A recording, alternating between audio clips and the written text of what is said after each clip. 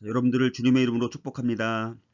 자, 오늘은 에베소서 6장 1절 4절에 나와 있는 이 홈스쿨링의 신앙 명령 두 번째 내용에 대해서 함께 살펴보겠습니다. 자, 지난번에 자녀는 부모에 대해 어떤 의무가 있는지를 에베소서 6장 1절에서 3절을 중심으로 살펴보았다면, 자, 이번 시간에는요, 에베소서 6장 4절을 중심으로 이 부모의 자녀에 대한 성경적인 바른 양육법에 대해서 함께 나눠보고자 합니다. 자, 성경적인 부모와 자녀의 관계는 어떻게 해야 할까요? 자, 두 번째로 부모의 자녀에 대한 성경적인 바른 양육법은 무엇일까요? 자, 첫째, 어머니가 아니라 아버지가 양육에 궁극적인 책임을 져야 합니다.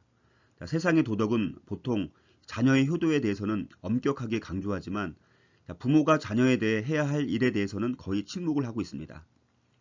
사실 바울에 의해서 이 에베소를 향한 편지가 쓰여지던 시대의 가정에서는 아버지가 절대 권력을 휘두르는 전제 군주와 같은 존재였습니다. 심지어 로마인 아버지는 새로 태어난 아기를 죽이거나 내다 버릴 수 있는 권리까지 가지고 있었다고 합니다. 하지만 바울은 그리스도인 아버지는 이런 세상의 아버지와 같아서는 결코 안 된다라고 분명히 말씀하고 있습니다. 자, 모성보다 강한 펭귄의 부성 이야기가 있습니다. 자, TV에서 남극의 눈물이라는 내용이 방송된 적이 있었는데요. 자, 많은 사람들에게 공감을 불러일으켰다고 합니다.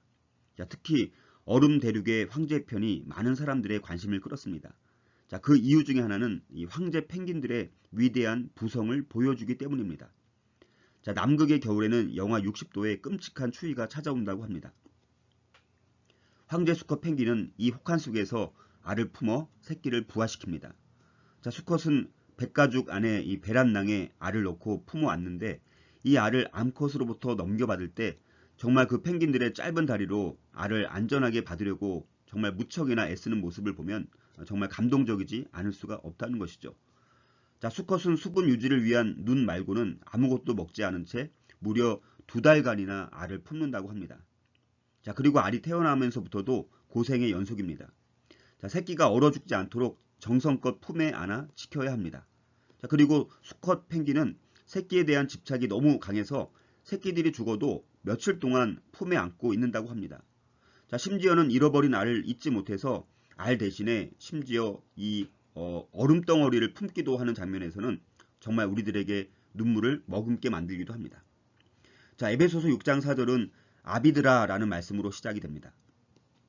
자, 그렇다면 왜 어미드라 이렇게 시작하지 않고 아비드라 이렇게 시작을 했을까요? 자, 어미들은 자녀 양육에 책임이 없을까요? 물론 그렇지 않습니다. 자, 옛날이나 지금이나 자녀들과 더 많은 시간을 보내는 것은 어머니들을 일하는 것이죠.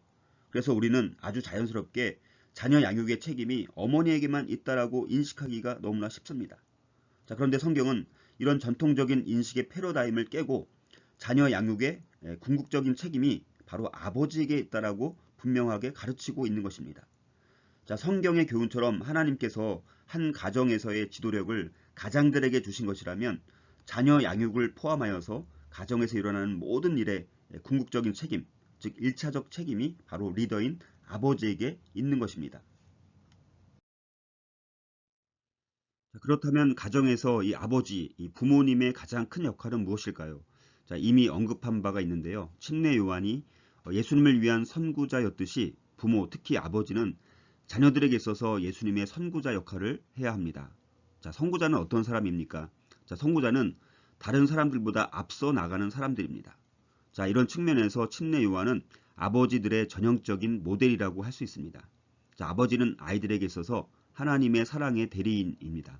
아버지는 자녀들에게 복음과 또 십자가, 자, 회개 이런 것들을 전해서 이 자녀들에게 있어서 예수님의 오심을 준비시켜서 결국 예수님께로 가까이 가도록 돕는 역할을 해야 합니다.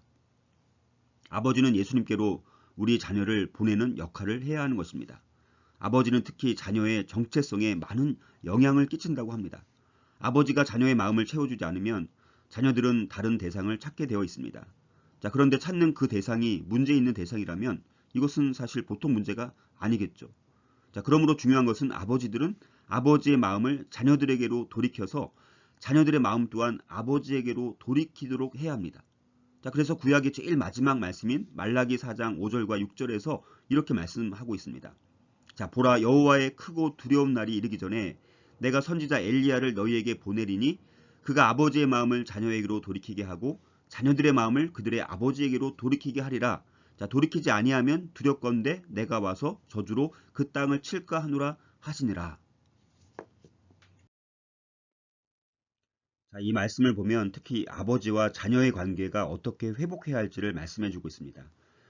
자, 물론 가장 먼저 가족 모두가 하나님의 말씀을 먼저 기억을 해야 되겠죠. 가족의 운영 원리는 바로 하나님의 말씀이 되어야 합니다. 자, 그런데 말라기 시대는 하나님의 말씀이 있고 하나님의 말씀대로 살지 않았던 시대였고, 자, 그리고 이어서 400년간 침묵의 시대가 도래했던 것을 우리는 알고 있습니다. 자, 그래서 사실 홈스쿨의 핵심 중에 하나는 바로 하나님의 말씀, 이 성경과 복음이 되어야 합니다. 자, 그리고 중요한 것은 아버지와 자녀의 관계를 회복하려면 또 신명기 6장 4절에서 6절 말씀을 통해서 이 아버지의 마음을 하나님께로 돌이켜야 합니다. 가장 중요한 것은 이 세상의 다른 모든 것들로부터 아버지의 마음이 하나님께로 돌이켜져야 합니다. 다른 사람들의 칭찬, 다른 사람들을 기쁘게 하기 위한 것이 아니라 하나님의 마음을 기쁘게 하기 위한 열망이 먼저 절대적으로 필요하다는 것이죠. 자, 그래서 아버지가 얼마나 중요하냐면 이런 통계가 있다고 합니다. 자, 어떤 가정 중에서 자녀가 먼저 개종을 했다면 그 가족 중에 다른 사람들이 그리스도를 영접할 비율은 불과 3% 정도에 불과하다고 합니다. 자, 그리고 어머니가 먼저 개종하고 그 다음 가족들은 7% 정도가 또 그리스도를 영접한다고 합니다. 자, 그런데 아버지가 그리스도를 영접했다면 다른 가족들이 그리스도를 영접할 확률은 무려 95% 정도나 된다고 합니다. 자, 이것이 의미하는 바가 매우 크겠죠. 자, 세 번째로 아버지와 자녀의 관계를 회복하려면 아버지의 마음을 먼저 또 자녀에게로 돌이켜야 합니다.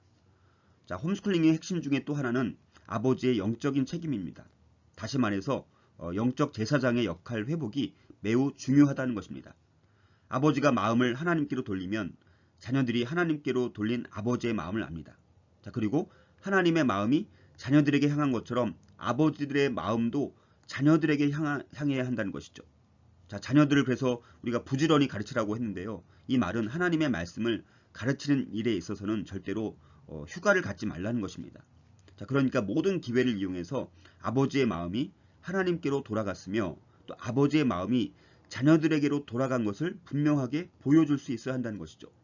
자, 마지막으로 아버지와 자녀의 관계를 회복하려면 또 자녀들의 마음 또한 아버지에게로 돌이켜져야 하겠죠. 자, 자녀들의 마음을 아버지들이 얻을 수만 있다면 자, 이런 홈스쿨 가정은 정말 100%는 아니겠지만 상당 부분 성공했다라고 볼 수 있을 것입니다. 자, 그런데 자녀들의 마음은 비싼 물질적 선물이나 어떤 경제적인 것으로 자녀들의 마음을 얻을 수 없다는 것입니다. 결국 중요한 것은 아버지의 마음이 하나님께로 그리고 자녀들에게로 돌아간 것을 자녀들이 보고 그것에 감동받을 만큼이 되어야 한다는 것이죠. 자, 그렇습니다. 진정한 가정의 제자화는 바로 아버지로부터 시작되는 것입니다. 아버지가 양육의 책임을 지겠다고 결단하고 변하기 시작하므로 가정이 변하게 되는 놀라운 축복을 누리고 경험하시기를 주의 이름으로 축복합니다. 자, 부모의 자녀에 대한 성경적인 바른 양육법은 무엇일까요? 자, 두 번째는요. 권위주의가 아니라 권위가 있는 사랑으로 양육해야 합니다. 자, 자녀를 양육하는 유형에는 크게 보면 네 가지의 양육법이 있습니다. 자, 그 첫 번째는요. 유기된 환경인데요. 자, 이 경우에는 사랑도 없고 훈계도 없는, 다시 말해서 부모의 역할이 없는 경우를 말합니다. 자, 이런 자녀 양육의 결과는 무엇일까요? 자, 유기된 환경 하에서는요. 자녀들에게 상처와 또 허전함, 또 외로움, 삶의 원동력이 없는 결과 이런 것들을 초래하게 된다는 것이죠. 두 번째는 권위주의입니다. 자, 이 경우에는 사랑과 격려는 없고 또 야단과 혼냄과 훈계만 있는 경우입니다. 자, 권위주의적 부모는 아이에게 무언가를 너무나 많이 하기 때문에 이 자녀들로부터 결국 자존감과 독립심을 빼앗게 됩니다. 자, 그래서 이런 권위주의적인 양육의 결과는 자녀들에게 위축, 또 두려움이 많게 되어지고 또 자신감도 없어지고 열등감이라든가 분노심, 반항적인 태도 등을 낳게 된다는 것이죠. 세 번째는 관용주의 혹은 허용주의라고 할 수 있는데요. 자, 이런 경우는 권위와 훈계 없이 이 왜곡된 사랑만 부어주는 경우입니다. 자, 관용주의적인 부모는 아이를 위해서 또 너무나 많이 해주는 나머지 자녀들에게서 자기 존중과 주인 의식을 빼앗아 갑니다. 자, 그래서 이 관용주의적인 부모의 양육의 결과로 자녀들은 이기적이고 또 책임감도 없고 나약하고 결단력이 없게 됩니다. 자, 네 번째는 바로 권위가 있는 사랑입니다. 자, 이 경우에는 사랑과 훈계가 자녀들에게 균형 있게 전달되는 경우입니다. 하나님은 사랑과 공의의 하나님이라는 관점이 자녀 양육에 있어서도 반영된 경우이죠. 자, 우리는 공의와 사랑이라는 율법의 두 정신에 대해서 어느 한쪽으로도 치우치지 말아야 합니다. 공의를 행하려다 치우치면 포악해지기 쉽고요. 사랑을 행하려다가 치우치면 방임과 나약함에 빠지기 쉽기 때문입니다. 자, 그래서 이런 권위가 있는 사랑의 결과로 이런 자녀들은 반듯하고 또 예의가 바르고 또 창의성이 있게 되고 어른을 공경하고 하나님을 공경하는 그런 결과를 가져오게 되는 것이죠. 자, 이러한 네 가지 양육법 가운데 특히 두 번째 경우인 이 지나친 권위주의적인 부모는 자, 에베소서 6장 4절 말씀처럼 자녀를 노엽게 할 수 있다는 것입니다. 자, 에베소서 6장 4절에서 너희 자녀를 노엽게 하지 말라라고 말씀하고 있습니다. 자녀들을 노엽게 혹은 낙심하게 하는 원인은 그렇다면 무엇일까요? 자, 왜 자녀들은 부모들에게 분노를 느끼고 결국 반항을 하게 될까요? 라는 것입니다. 자, 많은 원인이 있겠지만 그 원인 몇 가지만 소개를 해드리도록 하겠습니다. 자, 우리가 몇 개 좀 어떤 부분에 해당되는지를 한번 돌아보았으면 좋겠는데요. 자, 만약 부모가 약속을 지키지 않으면 이 자녀들은 영적으로 상처를 받게 됩니다. 그리고 부모가 자신들의 잘못을 인정하지 않을 때 자녀들은 부모의 지도력을 불신하게 됩니다. 자, 부모가 잘못을 했는데도 용서를 구하지 않을 때 자녀들은 그런 부모의 교만에 부정적인 반응을 보이게 됩니다. 자, 그리고 부모가 올바른 우선순위를 정하지 않을 때 자, 그때 자녀들은 자, 부모들이 자녀들을 위한 시간이 없어서 너무 바쁘기만 하다라고 느끼게 됩니다. 자, 부모가 너무 심하게 훈육을 할 때 이 자녀들은 영적으로 실족을 하게 되겠죠. 자, 부모가 또 자녀들에게 너무 많은 자유를 부여할 때 자녀들은 오히려 자유를 거부 반응의 표현으로 착각하게 된다는 것입니다. 자, 아버지가 또 아내를 무시하거나 사랑하지 않을 때 자녀들은 어머니에게 공격적인 태도를 취하게 됩니다. 자, 부모가 하나님의 말씀을 등한시할 때 자녀들도 결국 하나님과 이 성경의 권위를 거부하게 됩니다. 자, 그리고 화를 내면서 습관적으로 훈육할 때 자녀들은 쓴뿌리의 씨앗이 싹트게 됩니다. 자, 부모가 다른 사람들의 외적인 아름다움에 집중하고 집착할 때 자녀들은 열등 의식에 쌓여서 자기 자신을 거부하게 됩니다. 자, 그리고 부모가 자녀들에게 인내심이 없을 때 자녀들은 다른 친구들로부터 인정을 받고자 한다는 것이죠.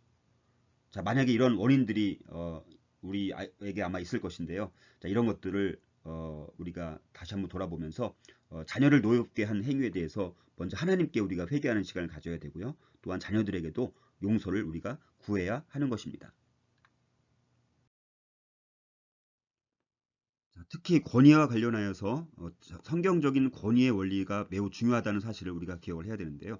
자, 그렇다면 우리 이러한 이 권위의 원리의 목적은 무엇일까요? 자, 그것은 먼저 이 권위의 원리는 마치 우산 밑에 들어가는 것과 같습니다. 다시 말해서 이 권위의 원리대로 할 때 자녀들은 보호를 받을 수가 있다는 것입니다.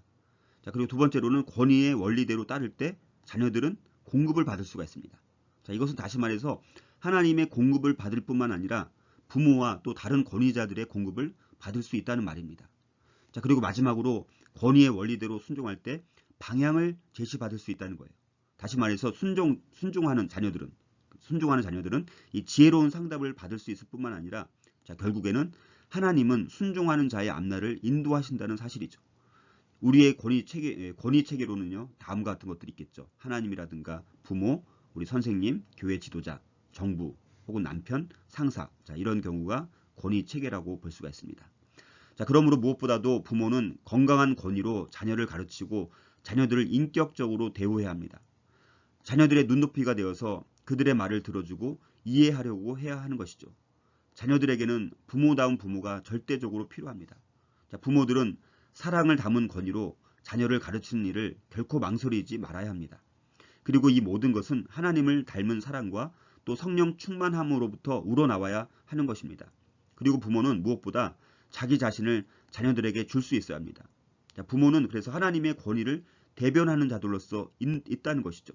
그래서 이것을 우리가 인식을 하고 우리가 처해 있는 환경 가운데에서 그 상황 속에서도 하나님을 우리가 인식하고 인정할 수 있다면, 그리고 그런 상황 가운데서도 하나님을 존중하는 마음을 가지고 있다면 그 상황에서 대처하는 우리들의 언어라든가 태도를 통해서도 우리가 하나님을 존중하는 것과 하나님의 권위가 드러날 수 있다는 사실을 우리가 꼭 기억했으면 좋겠고요.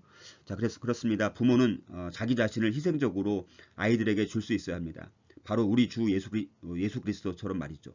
자, 이제 더 이상 권위주의와 관용주의와 같은 이 잘못된 양육법으로 인해서 자녀들을 노엽게 하지 말고 우리가 권위가 있는 사랑으로 자녀들을 잘 양육하여서 부모와 자녀의 올바른 관계를 회복할 수 있기를 바랍니다.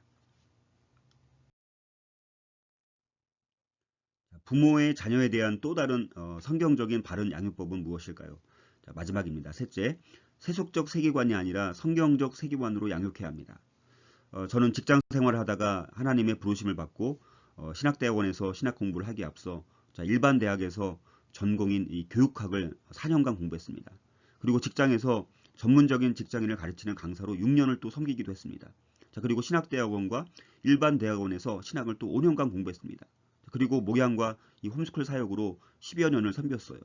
자, 그런데 2006년 당시 그 저희 딸 아이의 사고와 또 저희 가정에 보여주신 비전을 다시 발견하면서 이 아이들이 이 성경적 세계관에 의해서 전혀 양육을 받지 못하고 오히려 세속적인 세계관에 의해서 방치되어 있는 것을 발견하고 정말 스스로 너무 큰 충격과 위기의식을 느끼게 되었습니다. 자, 그러면서 기존의 세속적이고 인본주의적인 세상의 교육학적 세계관을 버리고 성경적 세계관, 자, 기독교 세계관으로 자녀 양육을 하려고 계속해서 저의 가치관의 땅을 갈아엎는 그런 시간들을 보냈습니다. 또한 지구촌 교회에서 이 글로벌 홈스쿨링 아카데미에서 아주 특별한 이 홈스쿨링 사역을 하면서 성경적 세계관에 의해서 모든 학문, 모든 영역을 바라볼 수 있도록 하기 위해서 한 권당 600쪽이 넘는 이 32권짜리의 크로스 커리큘럼을 직접 개발하기도 했습니다. 제 인생에서 가장 의미 있는 시간 중에 하나는 바로 이 성경적 세계관에 의해서 모든 학문을 바라볼 수 있도록 하기 위해서 32권짜리 이 크로스 커리큘럼을 직접 개발했던 바로 그때였던 것 같습니다.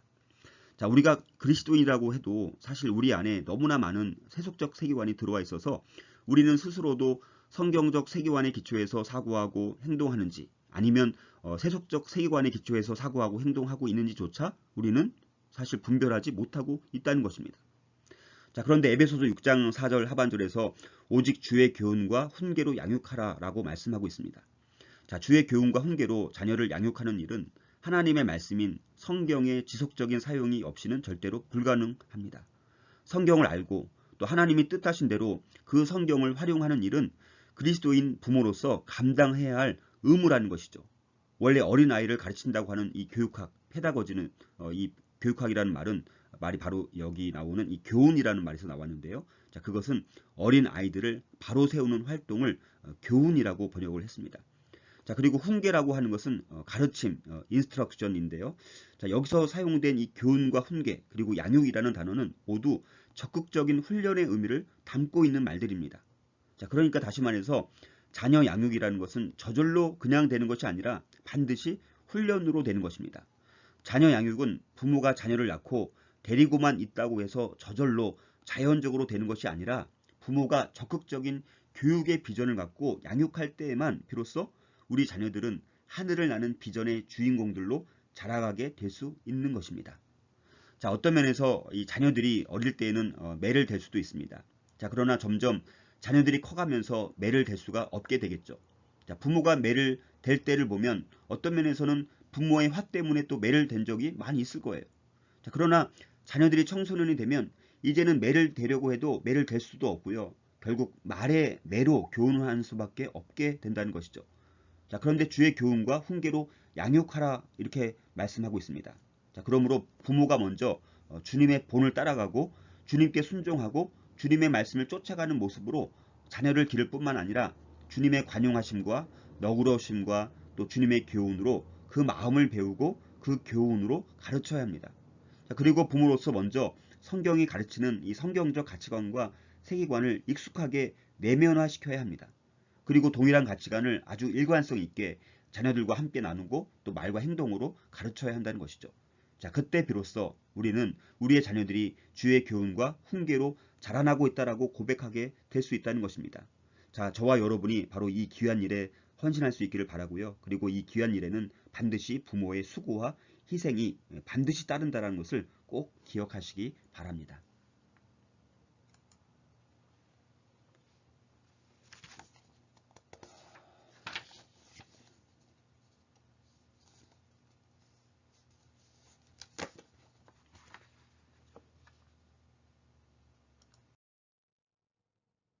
결론을 맺고자 합니다. 자, 우리 부모는 자녀들에게 뿌리가 되어주고 더 나아가서 날개를 달아주는 역할을 해야 합니다. 자, 어떻게 보면 지금 부모들의 위치 속에서 누리고 있는 그 모든 것은 우리 부모님이 뿌리가 되어주고 희생하심으로 지금 부모인 우리 부모들에게 날개를 달아주셨기 때문이라고 볼 수 있습니다. 자, 그러므로 부모된 우리 또한 우리 자녀들에게 뿌리가 되어 주어야 합니다. 자, 그것은 바로 자녀들에게 이미 생명의 전달자가 되었고요. 자, 그들의 육체의 모든 것과 그 안에 있는 성품이나 모든 것을 전달해주는 존재가 되었지만 더 중요한 것은 믿음을 물려주는 믿음의 뿌리가 되어야 한다는 것이죠. 여호와를 경외하는 그 뿌리를 심어주어야 합니다. 자, 그리고 더 나아가서 우리 세대보다 다음 세대가 더 도약할 수 있고 더 높은 비전과 꿈을 가지고 날아갈 수 있도록 날개를 달아주는 부모가 되어야 합니다. 자녀들을 좌절시키거나 주저앉게 하는 것이 아니라 하나님께서 자녀들에게 주신 모든 귀한 씨앗들이 잘 피어나고 발전할 수 있도록 우리가 뿌리가 되어주고 희생되며 날개를 달아주는 저와 여러분이 되어서 우리 자녀들의 세대는 또 다음 세대는 신앙이나 모든 면에서 우리가 기도하고 바라는 사회 또 주님의 복음이 편만하게 활동하는 사회가 될 수 있도록 날개를 달아주는 부모가 되어야 합니다. 자, 그러나 가정이란 완벽한 곳을 의미하는 것이 아니라 부모와 자녀들이 함께 자라가는 훈련장을 뜻합니다. 자녀는 부모의 모습을 정확하게 반영하는 거울이라고 볼 수 있어요. 자녀들은 가정에서 경험하는 일상의 교훈들을 통해서 인생의 나침판인 가치관을 형성하게 됩니다. 자, 우리의 가정은 그래서 정원을 닮았다라고 볼 수 있어요. 하나님은 우리 가정이 사랑과 아름다움으로 충만하며 또 서로의 가치를 인정해주는 피난처가 되기를 원하십니다. 또한 우리 가정에서 좋은 일들이 생길 것을 하나님은 기대하십니다. 자, 왜냐하면 하나님은 우리의 가정 하나하나를 작은 교회로 세우셨기 때문이라는 것이죠. 자, 따라서 가정은 그리스도와 우리 자신들인 부모와 자녀들 그리고 하나님 아버지의 연합을 의미하는 것입니다. 자, 물론 이 땅의 모든 가정은 어려움과 낙심의 순간을 경험할 수 있지만 그 모든 공경의 한가운데에서 하나님이 우리와 함께 계실 것을 우리는 믿어야 한다는 것이죠. 또한 우리가 하나님을 구하면 하나님은 응답하실 것이며 우리의 가정을 들어서 자신의 신실하심이 나타나는 모형으로 사용하실 것입니다. 자, 가정보다 더 나은 교육 환경은 없습니다. 자녀들에 대한 책임과 섬김은 부모에게 허락하신 하나님의 소명입니다. 홈스쿨링, 즉 가정교육을 통해서 우리 자녀들이 훌륭한 사람들로 자랄 수 있다면 얼마나 우리가 감사하겠습니까? 자, 그리고 우리 자녀들을 가정교육과 홈스쿨링을 통해서 잘 구비시키고 준비시켜서 우리 자녀들의 재능과 은사에 따라서 정치와 문학과 예술 분야 등 각 분야에서 이 땅 가운데 귀하게 쓰임받는 하나님의 존귀한 자녀들로 잘 성장할 수 있다면 이것이 우리에게 가장 소망이 아닐까요? 자, 이 세상에 부모보다 자녀들을 향한 사랑으로 충만한 교사는 결코 없습니다. 가정의 모델을 통해서 선교하고 전도하는 비전, 그리고 가정의 모델을 통해서 민족을 치유하고 세상을 변화시키는 비전, 바로 이 비전 가운데 또 저와 여러분들이 정말 함께 귀하게 쓰임 받으시기를 주님의 이름으로 축복합니다. 감사합니다.